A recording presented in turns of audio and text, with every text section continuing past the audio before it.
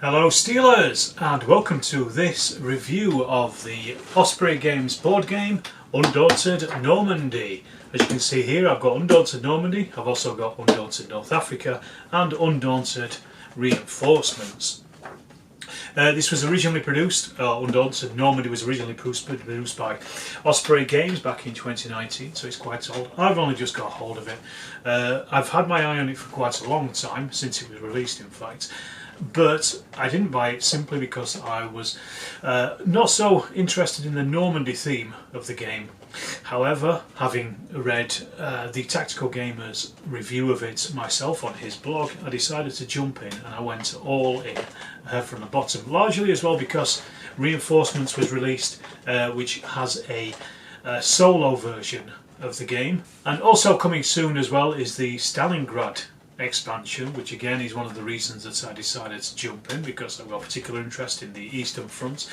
The game itself is a war game that is based around deck building, but deck building is a mechanic within board games where you basically start off with a small hand of cards, usually 10 or 5 cards, and you have really rubbish cards at the start of the game. What you do is, as the game progresses, you add more and more cards to the game, to your deck, which allow you to do more and more things and push you towards some kind of victory.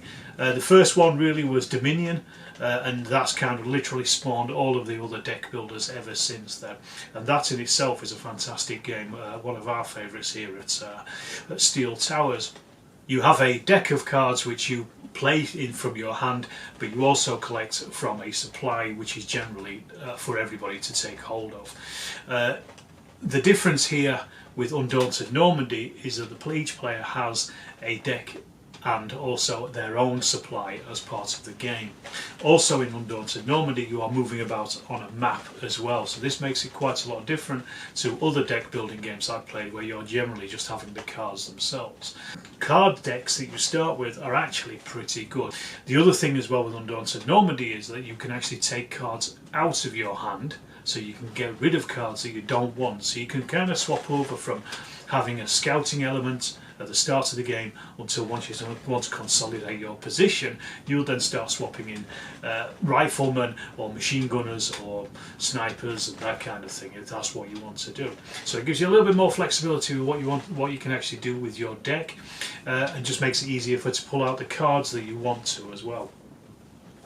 The other thing as well with Undaunted Normandy is they have a fog of war mechanic, which either you can get rid of as the player using your scouts, or the enemy using their scouts can put into your hand, which basically blocks up your hand and just makes it a lot harder for you to actually use anything, because if you pull 3 fog of war cards out, then that's your turn over pretty much.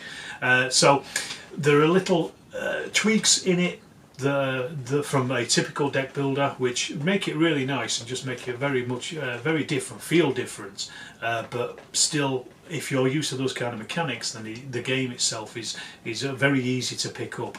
I played it with my friend recently. He'd never played it before, and literally within about 2 or 3 turns we both knew exactly what we were doing and how to play it. So in Undaunted Normandy each player has a platoon, and these are made up of different cards and also counters on the board as well. So you have riflemen, scouts, you can add snipers, you can add machine guns, you can add mortars, but these are added, the later ones are actually added later on as the game goes on. So the first scenario just deals with scouts and riflemen to give you an idea of how to play the basic game, and then you start to add other things like machine guns in the next one, snipers and that kind of thing as well. The game turn itself is very simple. You both bid for initiative. Whoever wins initiative gets to play their cards that they've got in hand. Usually it's 3, but you can add more from some of your platoon commanders' orders as well, so you can bolster those up. You can also add more units to the pile as well if you want to. Again, just to add more to the choices that you've got in the game itself. Combat is dealt in a particularly abstract way.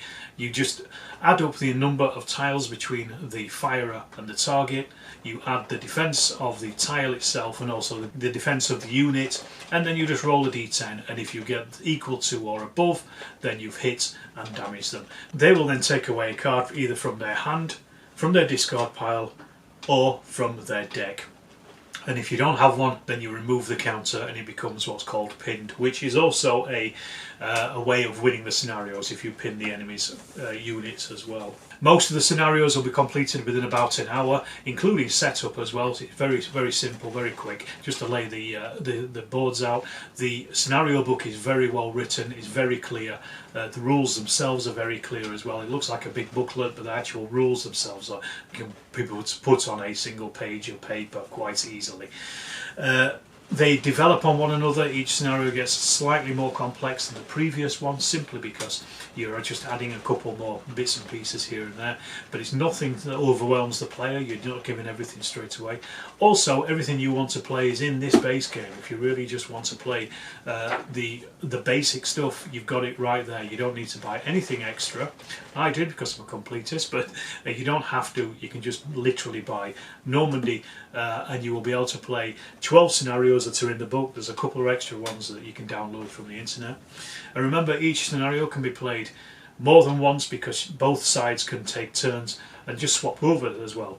You can play all of the scenarios as part of a longish campaign as well, that is just kind of takes the platoon through the fighting in Normandy in June of 1944.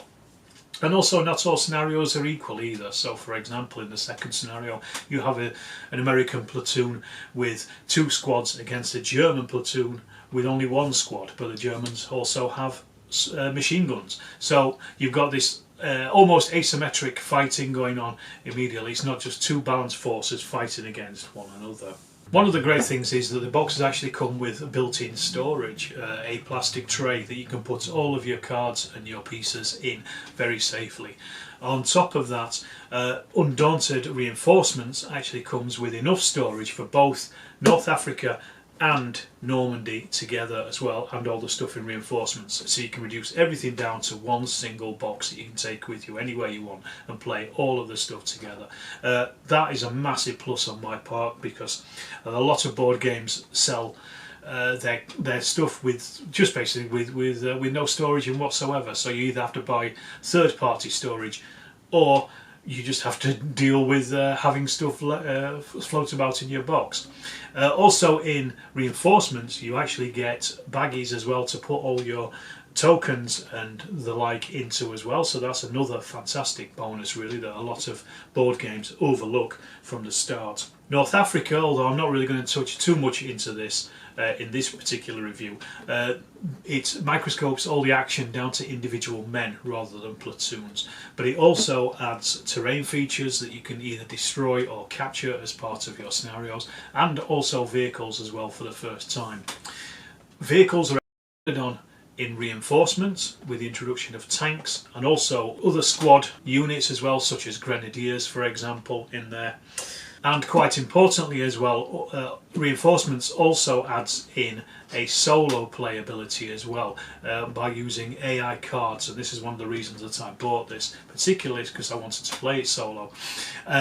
It has a very basic AI with cards which are just basically give you instructions as to what to do with each of the different scenarios. It's a really nicely well thought out way of doing things. Really simple but very effective, and it means that you can actually just play the game on your own if you're stuck for opponents. And then also on top of this, and I guess you're probably watching this review because you're probably a miniature wargamer, or at least the people that subscribe to the channel are miniature wargamers, and I guess one of the questions is, can you play this with miniatures?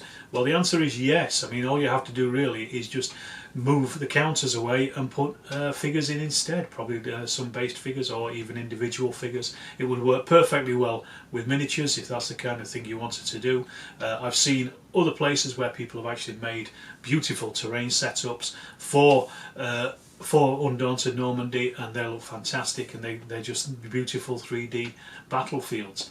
You don't have to go to that extent, but you could certainly quite happily just add some miniature figures to this and just make it into a completely different experience as to what you already have. Well, thanks for watching that video. I am going to make some solo games of Undaunted Normandy, North Africa, and also the reinforcement stuff as well at some point in the future. So do keep an eye out for those, because that will give you a much better idea of how the game works and the actual mechanics of it, because I'll explain those in more detail in that. This has been a very brief review just to really show you how the game itself, some of the components and the kind of things that you can expect from this game. If you've enjoyed it, please do subscribe if you don't already. Please click that like button, drop me a comment down below, say if you played the game, if you've enjoyed it, or if you haven't, either or. And do check out also my Patreon and Ko-fi if you want to help support the channel, and you can also become a channel member as well and get some other perks, and all that is all downstairs in the description, so you can read those there, and I will see you in the next Storm of Steel video.